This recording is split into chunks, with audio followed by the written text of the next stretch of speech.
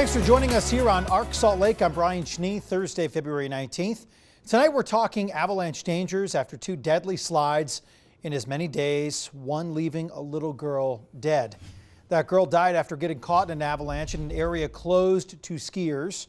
First responders say she's between 11 and 13 years old. It took about 20 minutes for crews to find the girl.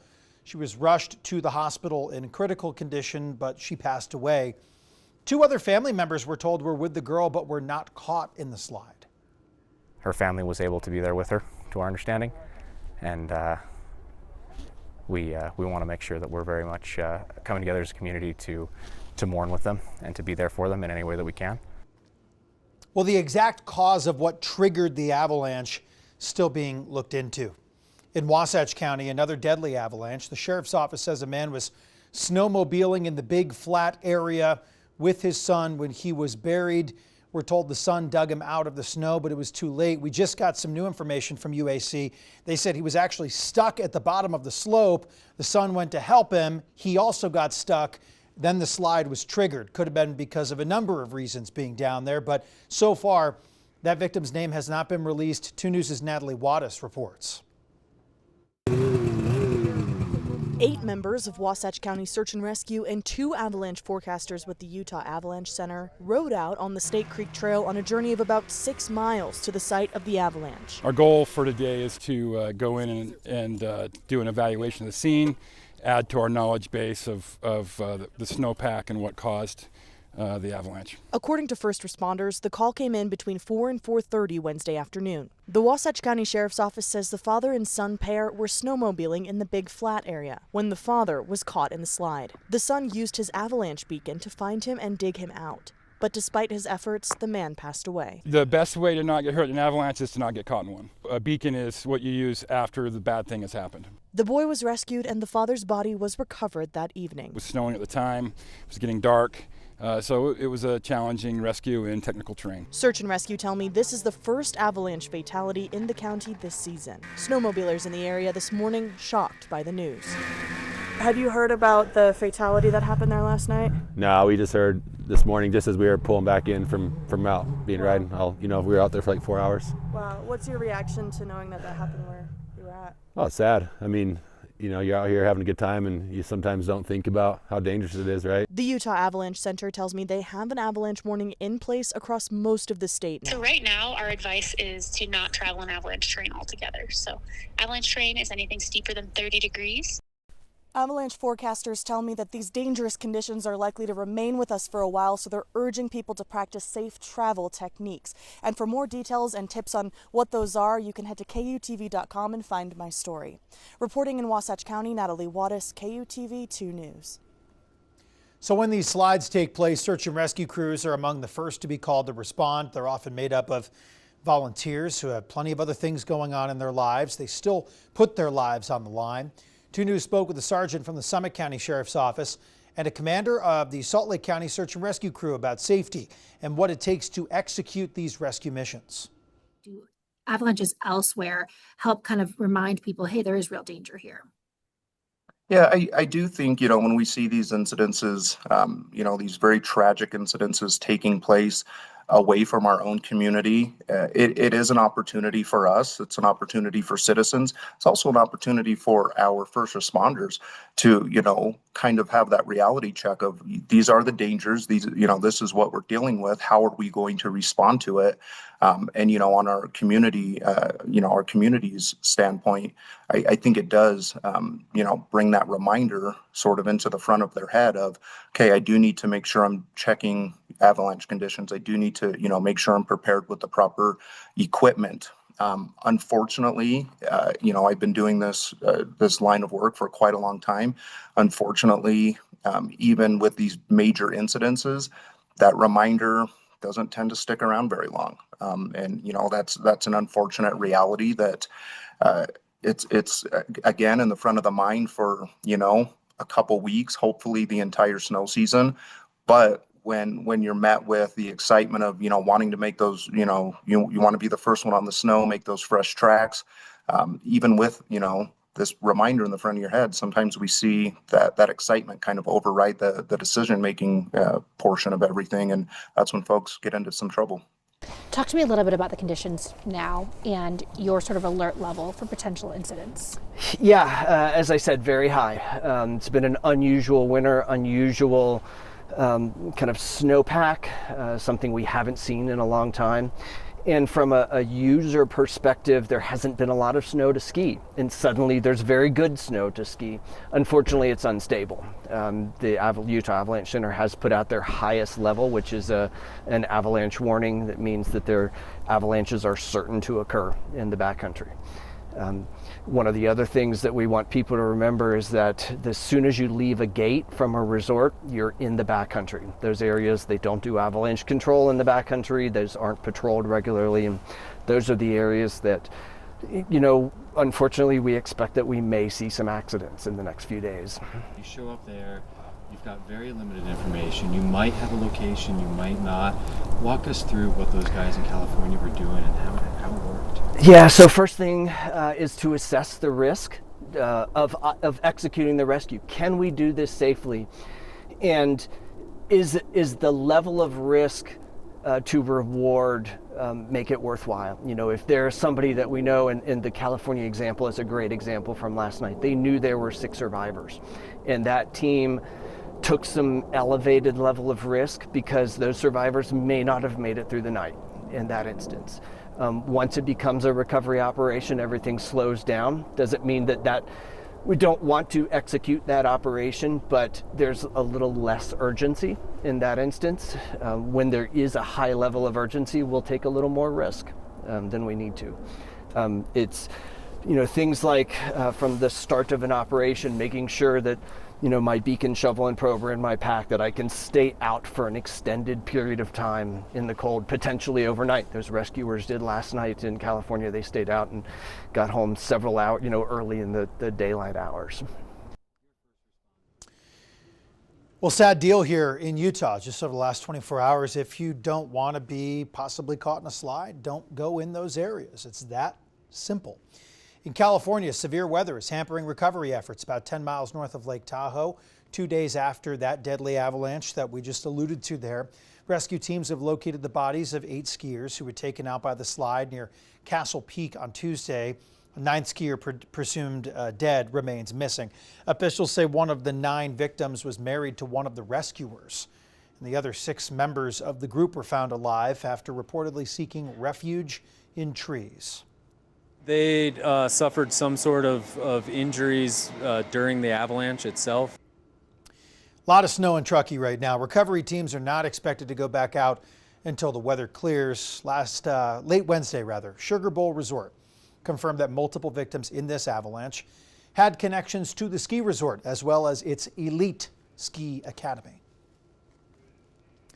The Wyoming Highway Patrol says 2 people were killed, another 22 injured after a massive pileup on I-80 near Evanston, Wyoming yesterday. Smaller crash happened in the eastbound lanes involving several semi-trucks and passenger vehicles. A larger crash in the westbound lanes involved 20 semi-trucks and 12 passenger vehicles. We do have a lot of pictures of this crash. I think they're on our website. Injuries range from broken legs and ribs to neck injuries. An investigation into the crash is still ongoing, but based on preliminary information, detectives believe drivers were, guess what, going too fast for the conditions, and that the road conditions themselves may have been a contributing factor in the crash. Sounds like winter weather. Let's take a live look at the roads in southern Utah. Guess who's getting it tonight? Southern Utah, slushy and slick on I-15. Some cars are driving a little slower with their hazards on. Semis hopefully doing their thing too. We all got to get along, guys.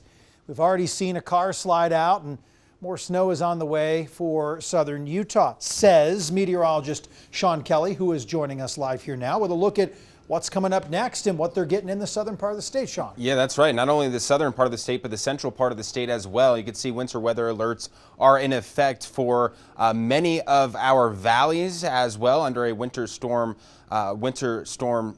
weather advisories, that is, and winter storm warning for the mountains. Central mountains could see upwards of 8 to 16 inches of snow before this is all said and done. I'm looking at the Bryan Head area, which could be well over a foot. You could see down in Kanab under that winter storm warning up through Escalante. This will continue through tomorrow morning. So again, this is a central and southern Interstate storm here. We're missing out for the most part here in northern Utah. You can see those showers developing from Kanab northward into the Cedar City area up through Panguitch. Should be mainly all rain in St. George, but you'll likely see a little bit of some snow mixing in at times as we head into the overnight. That snow now pushing into the Escalante area. All dry and chilly though here in the Salt Lake Valley. We're at 34 degrees, and as we head through the evening will remain dry, but we could maybe see some flurries here making it this far northward, but the southern end of the Wasatch Front could maybe see some very light accumulations. We'll talk about that coming up in my First Alert weather forecast. All right, Sean, thank you. See you in a couple minutes. Coming up here on Arc Salt Lake, the debate over kratom continues. What a filmmaker has to say to lawmakers on Utah's Capitol Hill.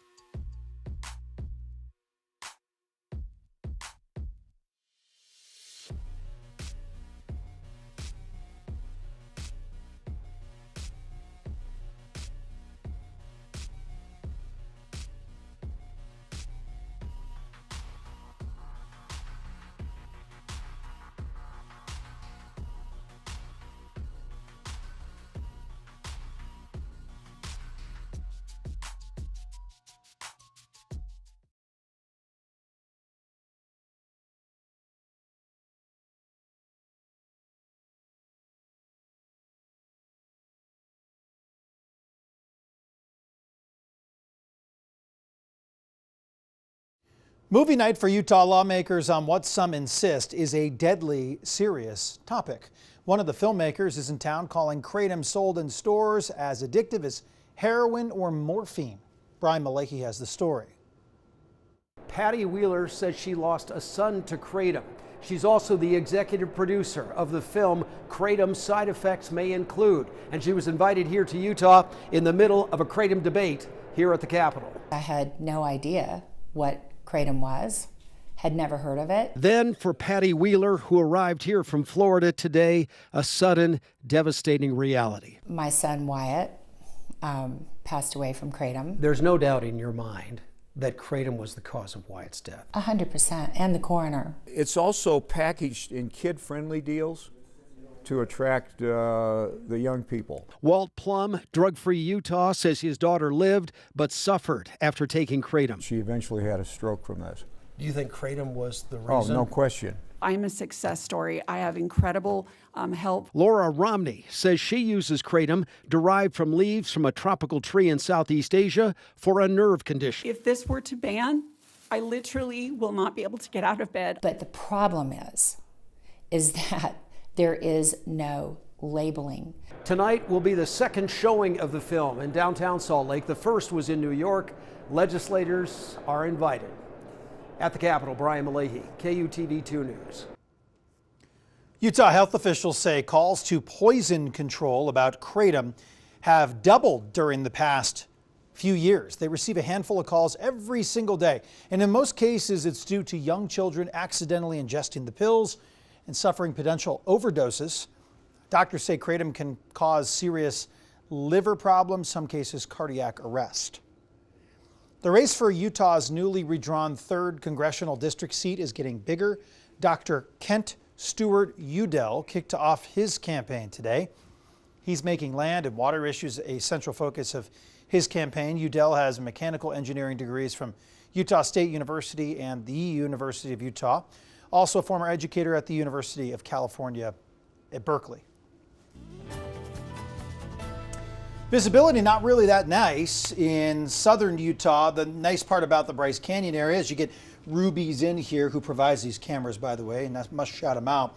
And it's just a beautiful area, sun, snow, or everything in between, because it's the gateway to one of our mighty 5. It's That's awesome. right. Bryce Yeah. Canyon City. And many of our southern resorts here and southern national parks going to do pretty well with this storm too. So Snow on Red Rocks doesn't really get any better. Oh yeah, going to be beautiful here in the days ahead, and then in the next week we'll be back in the 70s in no time, especially down in the St. George area. But yeah, you can see that blanket of snow out there, 64%. That is the average right now for the snowpack. Just about 2 weeks ago, we were at 50%.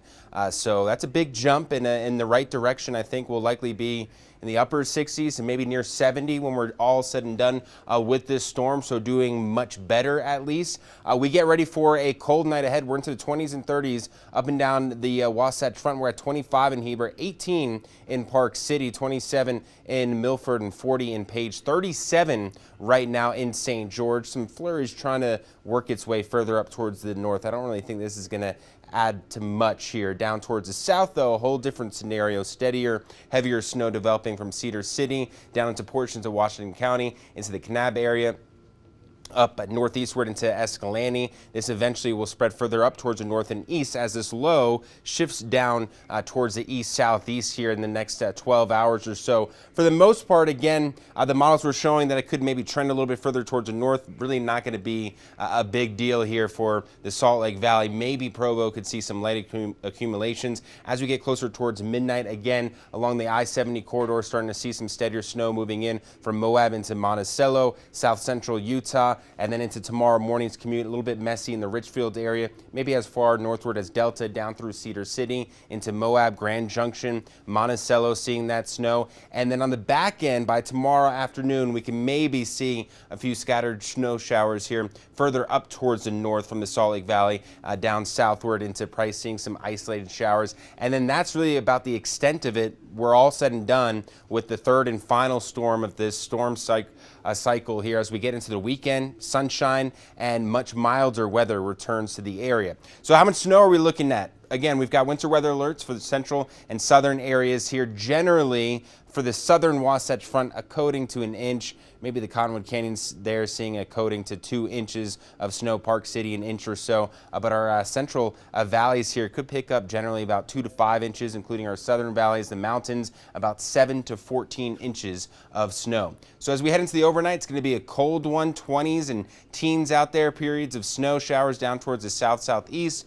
Tomorrow's highs here, just the 30s. So we've got one more day of really chilly weather. And for the St. George area, you're going to start to warm things up as you head into the weekend. You're back into the 50s, 60s by the middle of the week, and then 70s by the end of the week. So a big warm-up happening for you.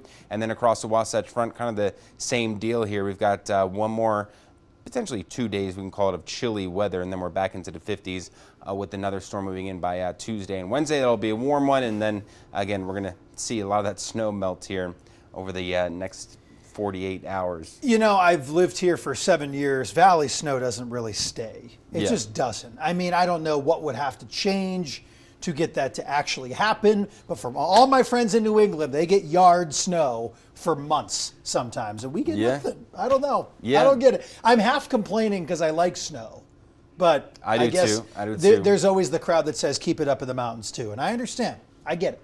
I'm just here to vent to you, Sean. Well, it's going to stay up in the mountains, at least. We've got that going for us. This storm here, pretty warm. It should give us a little bit of snow, but the long range, not looking the best, not liking what I'm seeing here, but we'll have to watch out. Golf during the day, ski during the day. You can do both here. It's great.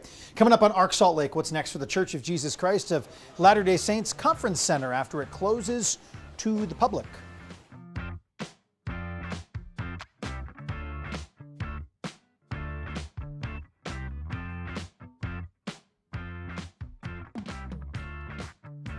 Two News wants to see how you celebrate 250 years of amazing America. Scan the QR code or go to KUTV.com/chime in.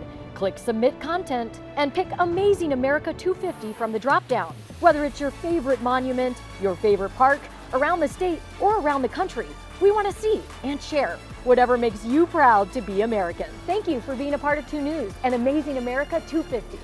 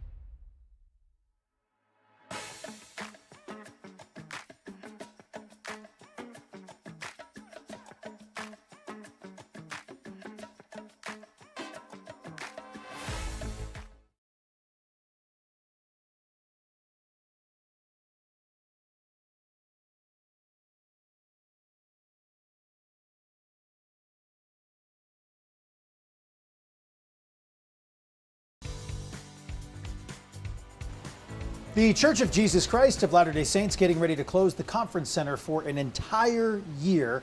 The building will close to the public starting next month, won't reopen until March of 2027. The church says they will only use the building for general conferences and select events like the Tabernacle Choir Christmas concerts. Yeah, that's right. During this time, the church says they will get the building ready for next year's open house for the renovated Salt Lake Temple. Utah Valley University just signed an agreement with Mountain Land Technical College. UVU says they will accept one-for-one transfer credits from that college. The goal is to help boost the number of people graduating with healthcare degrees. Right now, the demand for healthcare professionals is rising statewide. BYU Idaho says its enrollment numbers are rising. More than 23,000 students are now taking classes at the Rexburg campus. That's up 5% from this time last year. More than 12,000 of the students are men and more than 11,000 are women. That'll do it for us here on this fine Thursday. Keep an eye on what's going on down in southern Utah. If you're cruising around, take it slow. We're back tomorrow. We'll see you.